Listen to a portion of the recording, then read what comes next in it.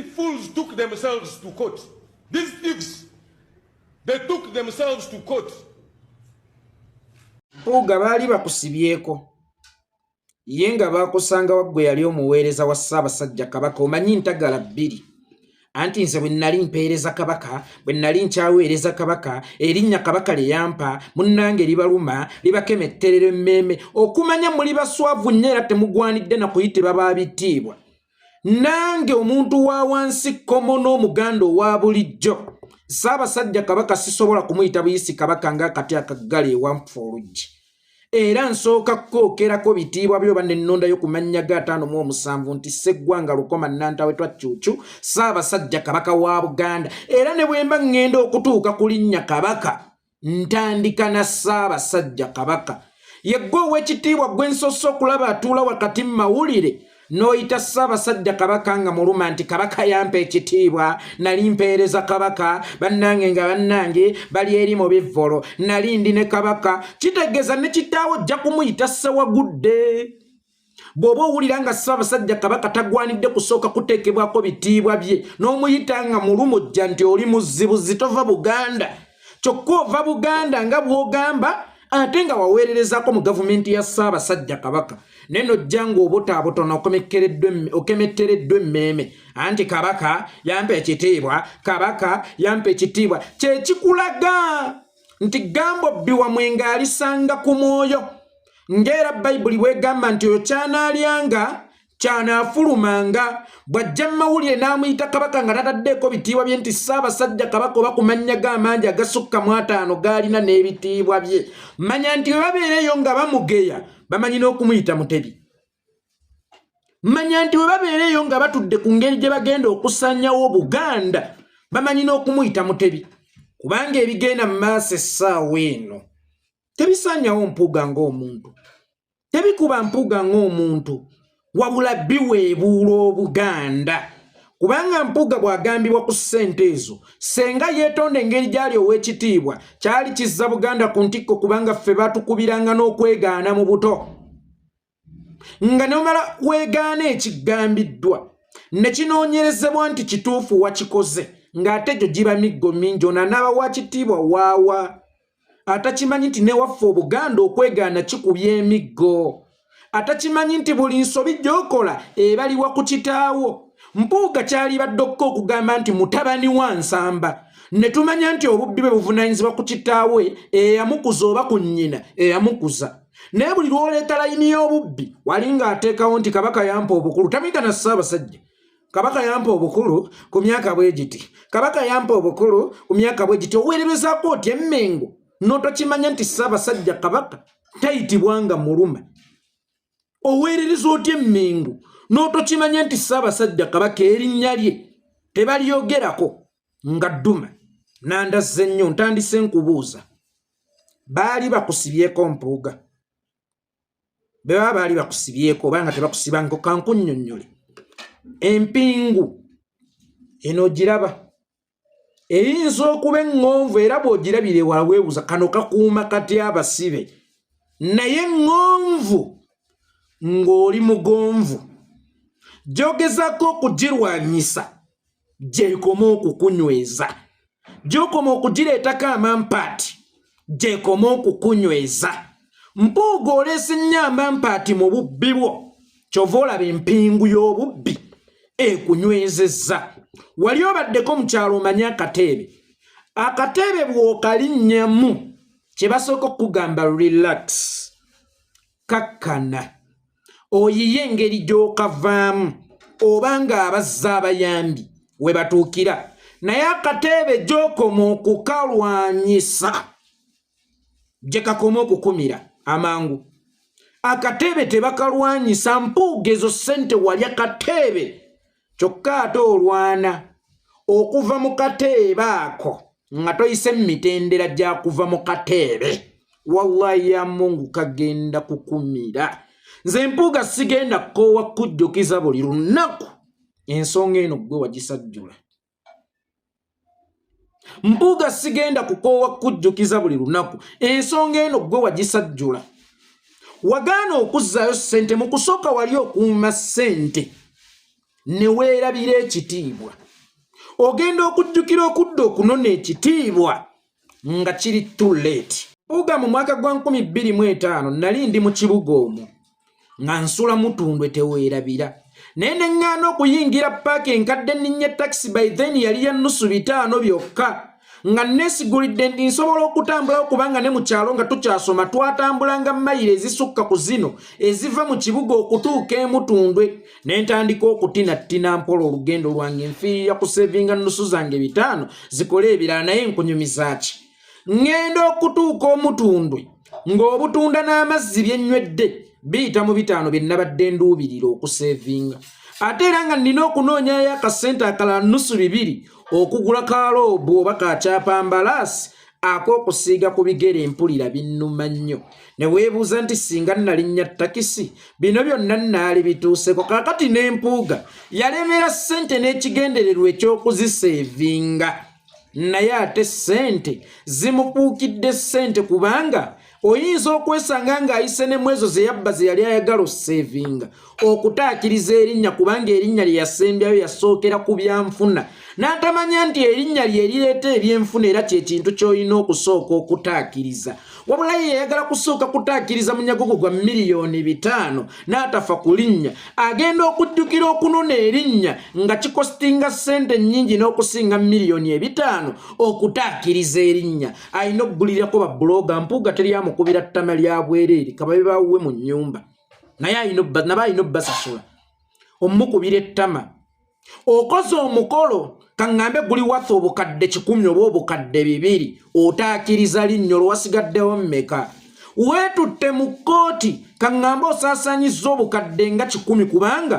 jjukira walina okuwa omulamuzi okubeera ku fevayo ate sina 10 kyokka walina okuwa omulamuzi okubeera ku fevayo nti munnange ŋŋenda kweroopa eyo walina okuwa akuloopa walina okuwa abakulumiriza kubanga gwe weerumirizanga walina okuwa abakuwolereza wafisizaawo mmeka Mpuuga singa tukwata kaliculeta ne tukubuuza nti ku $5,000,000 wakasaasaanyako mmeka mu linnya ly'okuziriikirira 5 bino oba ery'okutaakiriza erinnya lyo wakasaasaanyako ssente mmeka era wenjogerera osigazzaako ssente mmeka then lwaki tewatambula n'enkola y'Abaganda formula eri gye bayita gunsinze ng'obudde bukyali kankubuulye tewali muntu mwangu wa kulimbanga Munnayuganda olaba Obote yakuba Obuganda mukyala we yadda n'agenda mu lubiri ne bamwaniriza Munnayuganda teri kintu kyayagalanga kumugamba sorry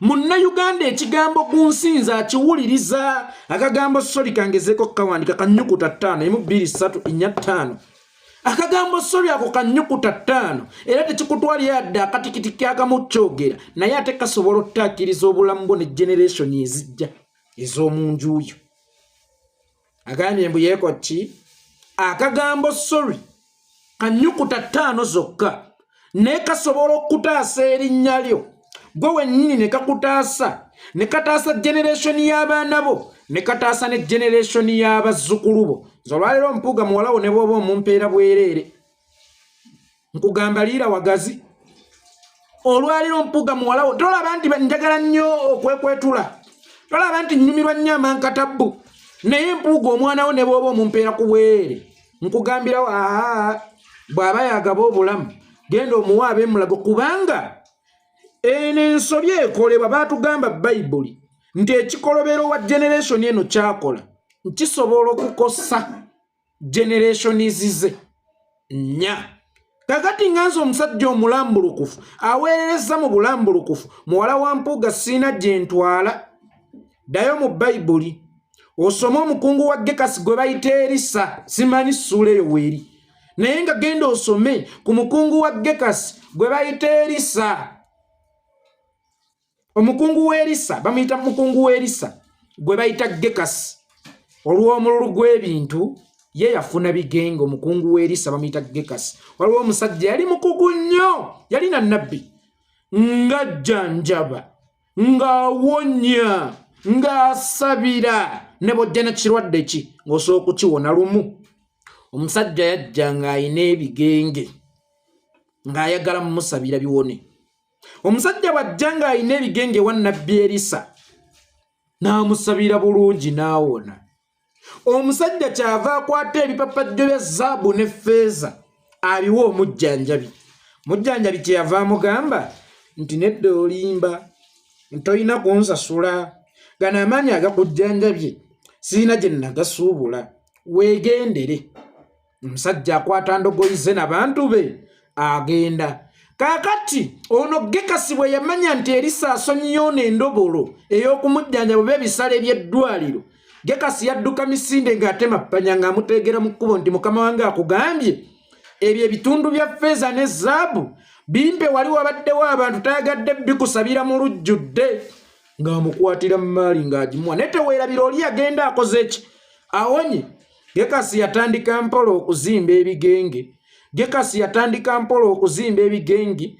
Adduka agende wa mukama wa musabireka mukama wa mubuuza Erisa ti omusajja oli wamuggyeko zaabu gwe namugobezza. N'asooka neegaana n'amuga yogera amazima, wamuggyeko zaabu gwe namugobezza nti ye namuggyeko. N'amuga omanye ensonga lwaki nze namuganye, era omanye ensonga lwaki bulijjo abalabe bampa obusiimo mbukwata obwono nabuganye. Ono bw'akuwa zaabu aba aguza endabikayo, gw'otwala ebigenge bye ne zaabu, kubanga ye akuwadde zaabu.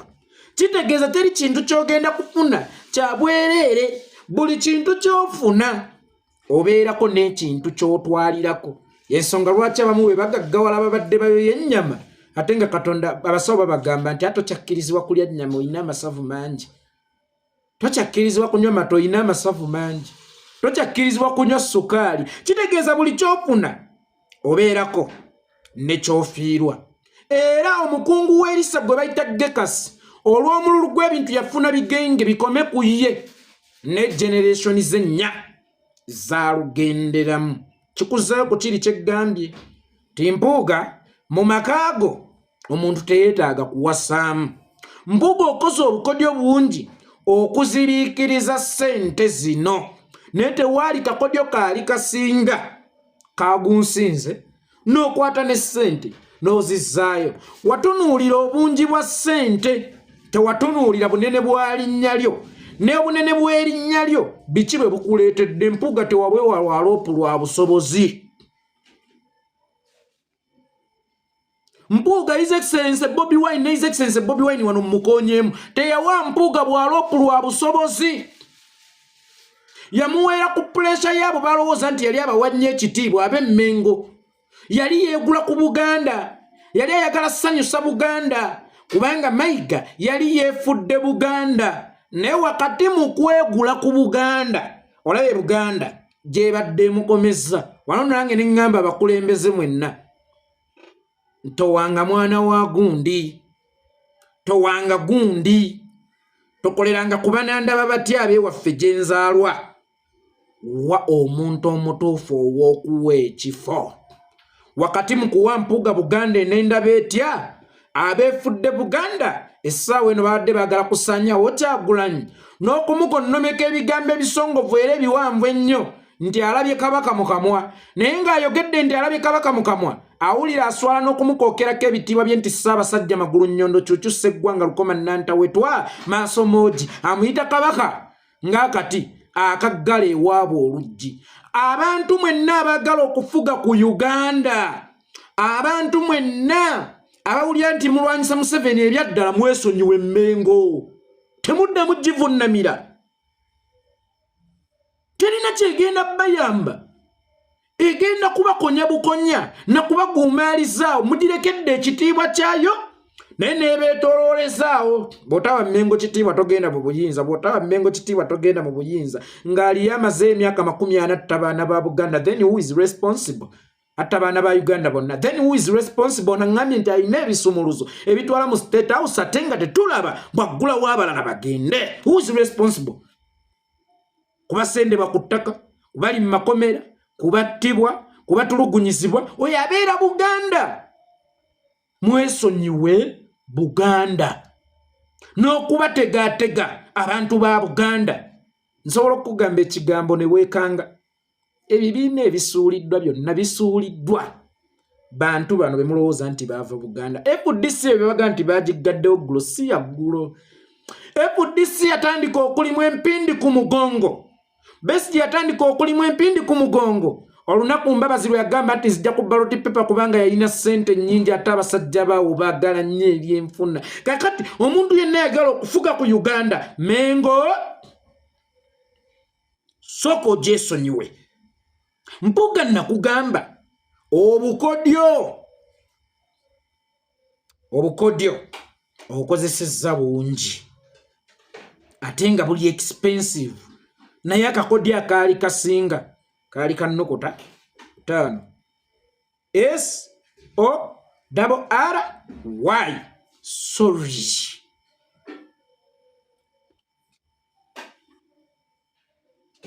Akagambo sorry kaali kagenda kumalawo embete zeeno yonna.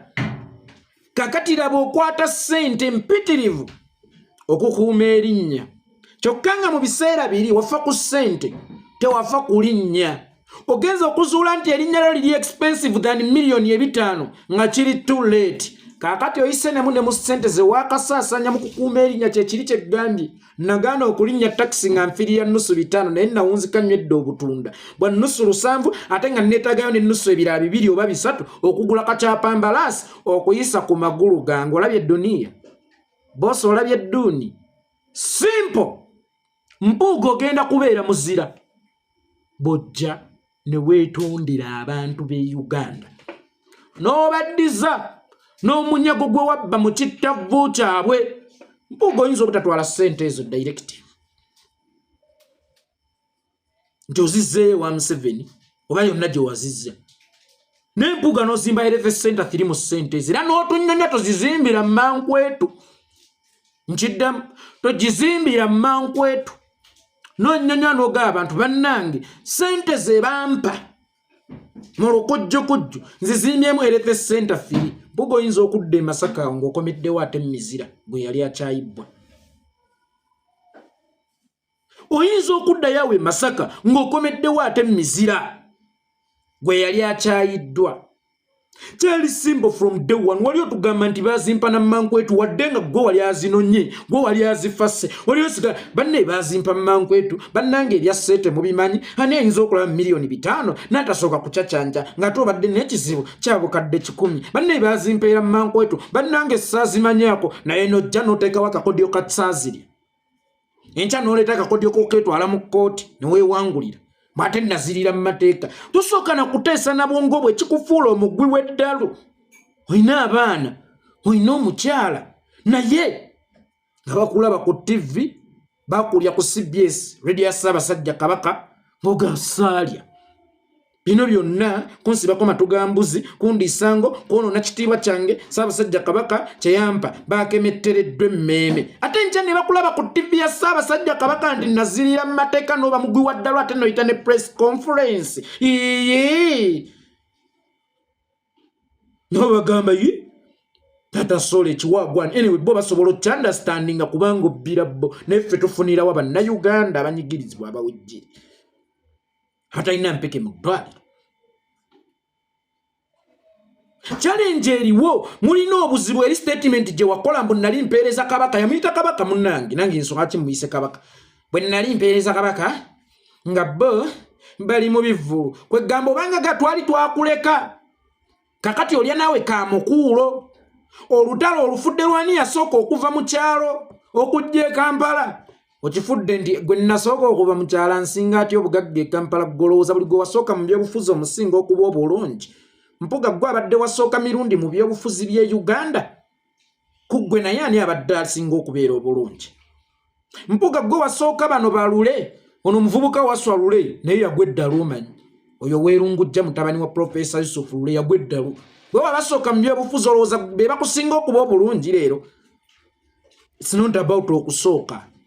It's not about ani yasooka. It's all about who is the chosen one.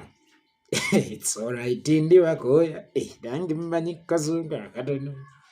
Benaso yangu mpabula. Olukula oluyongo ogwalu.